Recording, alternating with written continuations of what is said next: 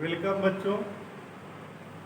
पिछले टर्न पे आपने पढ़ा था वाटर सॉल्युबल विटामिन। कभी कभी क्वेश्चन में पूछा जाता है किस विटामिन का उत्सर्जन यूरिन के साथ होता है। तो आंसर में विटामिन सी को आप लिखेंगे, क्योंकि विटामिन सी की अगर सर्वाधिक मात्रा आप लेते हैं तो उस परिस्थिति में आपको यह अतिरिक्त जो भोज्य पदार्थ होता है वह क्या होता है, मूत्र के साथ उत्सर्जित होने लगता है। तो यहाँ पर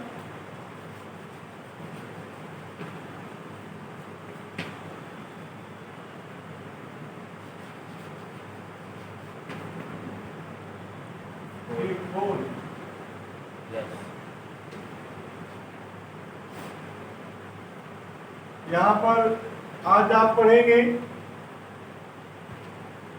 फैट सॉल्युबल विटामिन, जिसको आप कहते हैं वसा में घुलनशील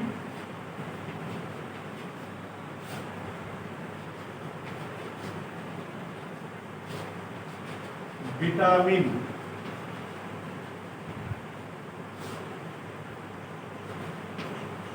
फैट सॉल्युबल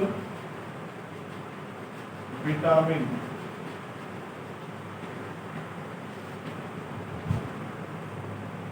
वसा में घुलनशील विटामिन विटामिन ए होता है, विटामिन डी होता है, विटामिन ई होता है और विटामिन के होता है, जिसको आप तुलनात्मक दृष्टि से पढ़ेंगे।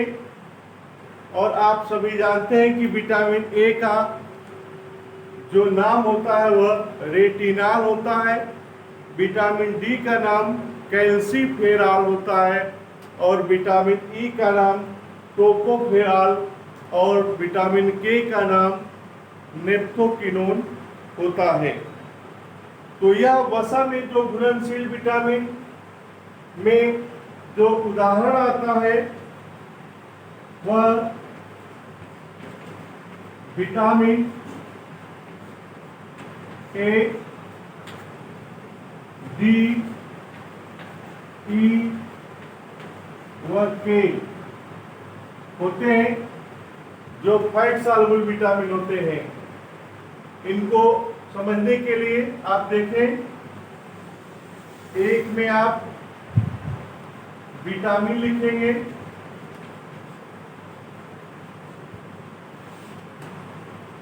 दूसरे में आप लिखेंगे विटामिन के नाम,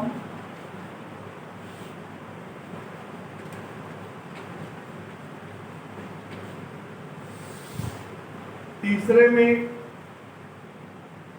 कमी से रोग, कमी से रोग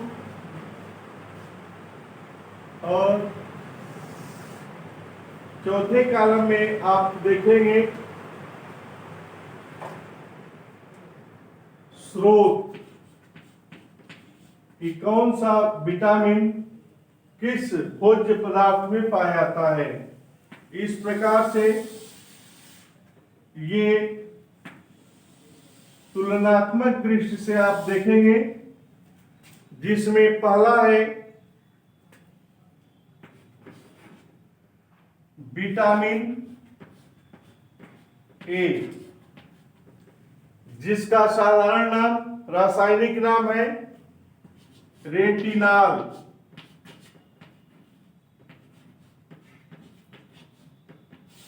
यह रेटिनाल रेटिना से संबंधित है, अर्थात हमारे आंखों में पाए जाने वाला जो रेटिना होता है वह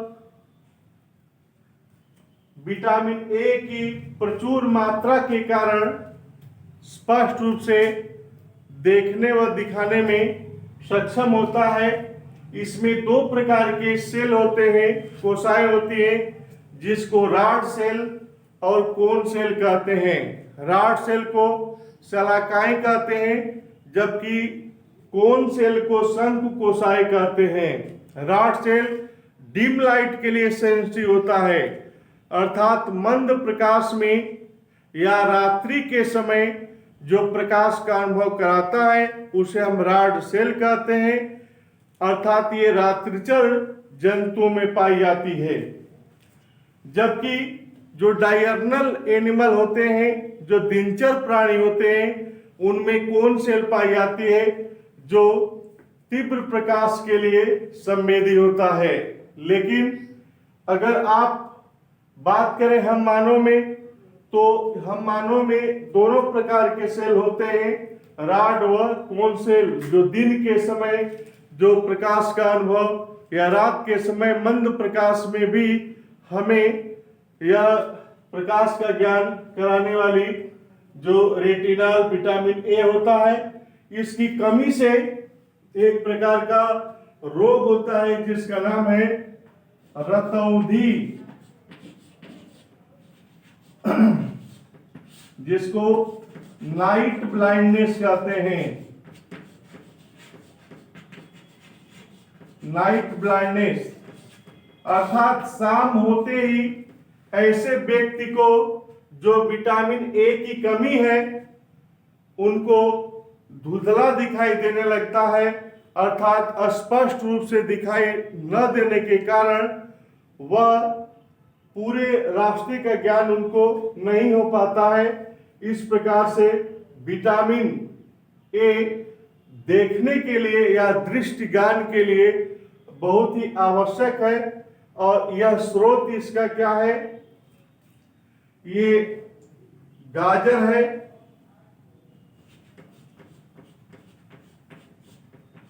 अंडे हैं, पनीर है, दूध है इत्यादि। यह विटामिन ए का एक स्रोत माना जाता है, जिसको डाउकस कैरोटा गाजर अगर नियमित रूप से अगर आप खाते रहे तो आप रतौंधी नामक रोग से बचे रहेंगे। उसमें अंडे, पनीर, दूध इत्यादि ये सम्मिलित किए गए हैं। आप सभी जानते हैं कि विटामिन की कमी से जो रोग होता है उसको हम अपूर्णता का रोग या डिफिशियंसी डिजीज कहते हैं। यहां पर अगर हम एक शब्द में कहें तो विटामिन की कमी से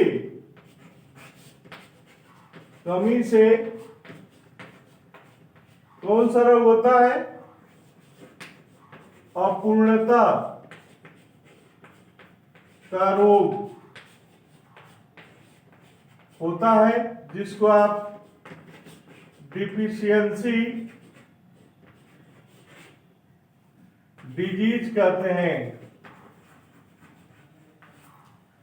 यह डिफिशियंसी डिजीज का अर्थ है कि जिस कमी से यह रोग हुआ है, अगर उस कमी की पूर्ति हो जाए तो इस रोग से छुटकारा मिल सकता है, इस रोग से निजात मिल सकता है। इसलिए यह भोज्य पदार्थों में कमी के कारण यह ज्यादातर रोग होता है। अगर इसीलिए इस रोग का नाम अपूर्णता का रोग कहा गया। लेकिन वहीं पर अगर हार्मोनल डिजीज हो जाता तो एक बार हार्मोनल डिजीज हो जाने के पश्चात यह जीवन पर्यंत यह रोग ठीक नहीं होता। वह केवल आप उसको कंट्रोल या नियंत्रण में रख सकते हैं, खान पान या नियमित एक्सरसाइज या व्यायाम के जरिए। वह आपको जीवन पर्यंत आपको दवा का इस्तेमाल करना होता है। लेकिन विटामिन की कमी से होने वाले रोगों की जो विशेषता है, जिसके कारण अपूर्णता या का रोग या डिफिशियंसी डिजीज होता है, जिसके कमी से होता है, अगर उस कमी की पूर्ति भोजन में हो जाए तो आप इस रोग से निजात मिल सकता है। जैसे कि मैं पिछले टर्न पे जल में घुलनशील विटामिन सी की बात किया था कि अगर पायरिया रोग हो जाए किसी व्यक्ति को, अगर नियमित रूप से आप अपने खान पान में विटामिन सी युक्त भोज्य पदार्थ जैसे आंवला है या नींबू है, अगर आंवला नींबू नहीं उपलब्ध है तो अगर टमाटर और मिर्ची का भी सेवन नियमित रूप से करते हैं तो इस रोग से आप हमेशा दूर रहेंगे। दूसरी बात, इसमें जो दूसरा वसा में घुलनशील विटामिन है उसका नाम है विटामिन डी, और विटामिन डी का जो रासायनिक नाम है वह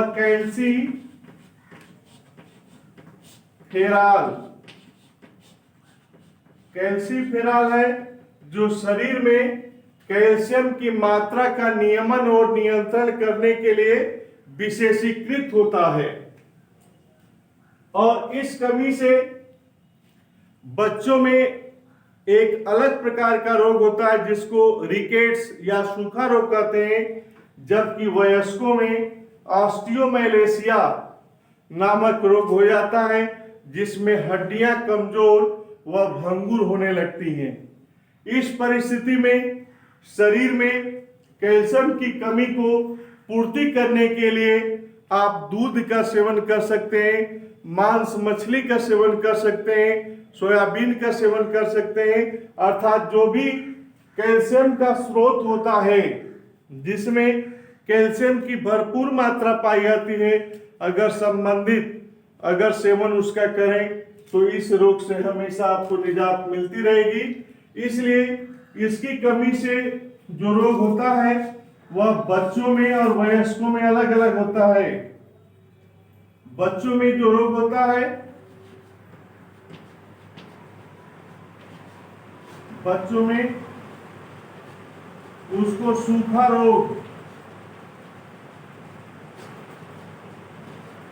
रोग जिसको रिकेट्स कहते हैं, ऐसे बच्चों की हड्डियां गलने लगती हैं और टेढ़ी हो जाती हैं, जिसके कारण बच्चे कमजोर हो जाते हैं, चलने व फिरने में उनको असुविधा हो जाती है, क्योंकि हड्डियां कमजोर होने का मतलब ही है कि वह कोई भी कार्य करने में उनको दिक्कत या बाधा पहुंचती है। ऐसी परिस्थिति में रिकेट्स नामक रोग हो जाता है बच्चों में तब जब बच्चों के शरीर में दूध की मात्रा या कैल्शियम की मात्रा की कमी हो जाती है। इसीलिए एक बच्चे का संपूर्ण आहार मानव माता का दुग्ध होता है, क्योंकि यह कहा गया है कि मानव माता के दुग्ध में वे सभी पोषक तत्व उपलब्ध होते हैं जो एक बच्चे के लिए चाहिए होता है। इस परिस्थिति में जो वयस्कों में रोग होता है,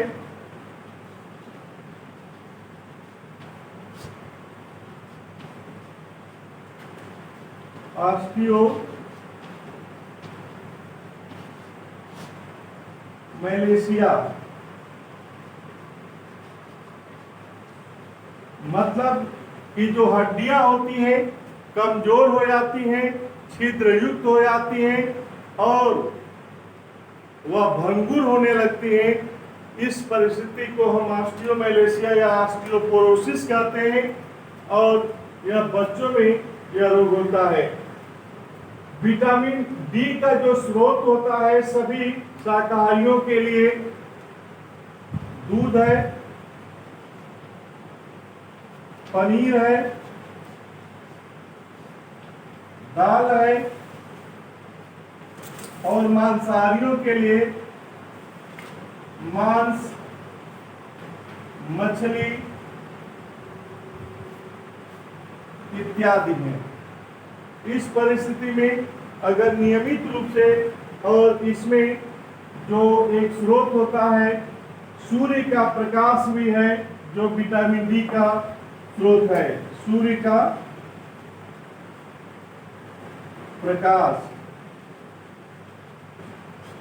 प्रकाश भी क्या है? विटामिन डी का एक अच्छा स्रोत माना जाता है। अगर नियमित रूप से यह अगर सूर्य के प्रकाश को ग्रहण किया जाए तो वह एक मात्रा में वह भी क्या देता रहता है, कैल्शियम की पूर्ति करता रहता है। इस प्रकार से दवा के रूप में एक सेल्काल भी आता है जिसमें कैल्शियम और विटामिन D3 जिसको अर्गो कैल्सिफेरॉल कहते हैं, जिसमें विटामिन डी की सर्वाधिक मात्रा पाई जाती है जो कैल्शियम की पूर्ति करने के लिए आवश्यक है। अब आप देखेंगे विटामिन ई।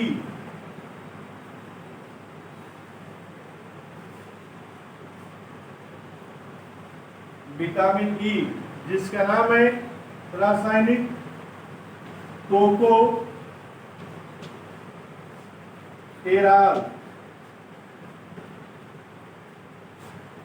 टोकोफेरॉल इनकी कमी से जनन अंग कमजोर हो जाते हैं। जनन अंग कमजोर हो जाते हैं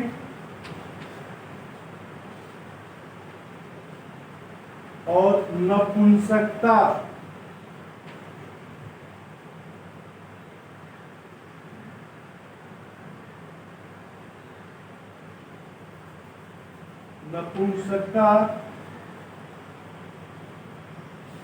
के लक्षण प्रकट होने लगते हैं। ऐसी परिस्थिति में जब शरीर में विटामिन ई की कमी होती है तो ऐसे जो दंपत होते हैं वह संतान पैदा करने में सक्षम नहीं होते, क्योंकि उनमें जनन अंग अल्प विकसित होता है या जनन अंग कमजोर हो जाते हैं। इसका जो अच्छा जो स्रोत माना जाता है वह स्रोत है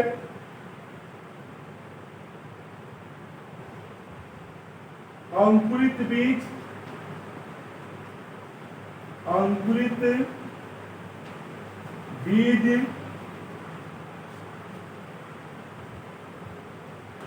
मांस, मछली,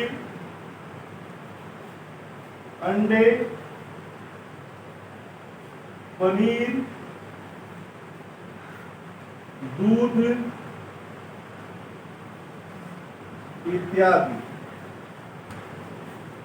यदि इसकी भरपूर मात्रा अगर शरीर में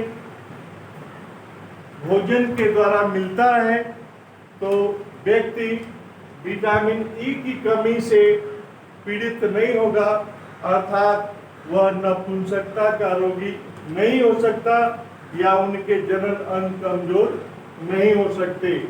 इसलिए जो विटामिन ई का जो रासायनिक नाम है वह टोकोफेरॉल कहा जाता है। जो चौथा है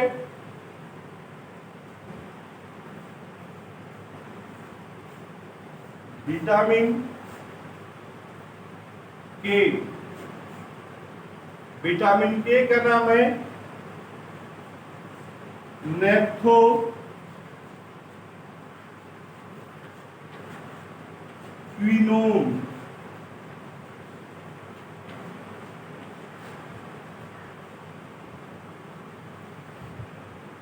जब विटामिन के की कमी हो जाती है तो उस परिस्थिति में एक रोग होता है जिसको हम हीमोफीलिया या ब्लीडर डिजीज कहते हैं, रक्तस्रावी रोग कहते हैं। जैसे कि कोई व्यक्ति जब चोटिल हो जाता है या घायल हो जाता है तो उसके शरीर से रुधिर बहता रहता है, उसमें ब्लड क्लॉट नहीं हो पाता, जिस कारण से रुधिर लगातार बहता रहता है और बहते रहने के कारण वह व्यक्ति एनीमिक पर्सन या रक्ताल्पता से पीड़ित हो जाता है। और इस रोग से निजात पाने के लिए आप विटामिन के युक्त भोज्य पदार्थ का सेवन करते हैं, लेकिन इनमें पहले इसके द्वारा होने वाला जो रोग होता है उसका नाम है कमिश्र रोग, हीमोफीलिया।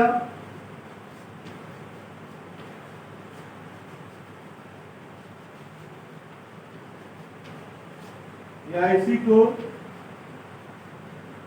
रक्त स्रावी रोग कहा जाता है। अर्थात रुधिर लगातार बहता ही रहता है, वह रुधिर का बहना बंद नहीं होता। प्रायः हम आप सभी जानते हैं कि जब भी कोई अंग चोटिल हो जाता है तो अपने आप 2 से 6 या 10 मिनट के अंतर्गत वह अपने आप रुधिर का थक्का जम जाता है और रुधिर का बहना बंद हो जाता है। लेकिन जब व्यक्ति हीमोफीलिया से ग्रसित होता है तो रुधिर लगातार बहता ही रहता है, वह ब्लड कोआगुलेशन नहीं हो पाता, जिसके कारण यह रुधिर का थक्का नहीं जम पाता और रुधिर का बहना बंद नहीं होता। इस परिस्थिति में यह एक आनुवांशिक रोग होता है जो घातक होता है, और घातक इसलिए कि लगातार रुधिर स्रावित होने के कारण हमारे शरीर से अधिक मात्रा में रुधिर बाहर निकल जाता है। इसी कारण एक इसका दूसरा भी नाम ब्लीडर डिजीज या रक्तस्रावी रोग पड़ा है, और इसका जो सबसे अच्छा स्रोत माना जाता है वह है बथुआ, पालक,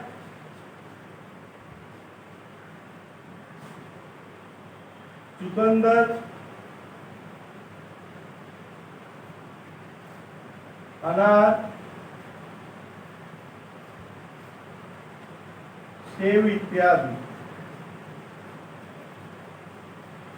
अर्थात वह फलों का सेवन करेंगे जिसमें आयरन की मात्रा सर्वाधिक होती है, जो ब्लड की मात्रा को वह मेंटेन करने के लिए वह विशेषीकृत होता है। जैसे कि अगर सेब की बात करें या अनार की बात करें या चुकंदर की बात करें या पालक और बथुए की बात करें, तो इसमें ब्लड बनाने की क्षमता सर्वाधिक मात्रा में पाई जाती है।